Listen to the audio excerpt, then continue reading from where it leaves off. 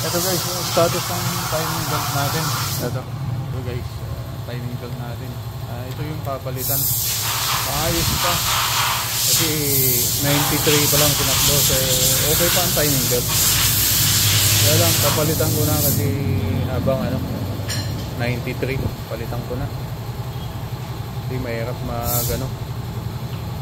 baka maputulan 9 years old na yung timing belt natin. So palitan ko na lang ng bago. Pati yung yung bearing. Goods pa goods pa, pero palitan na lang. Yung inaano ko lang yung bearing tsaka yung yung hydraulic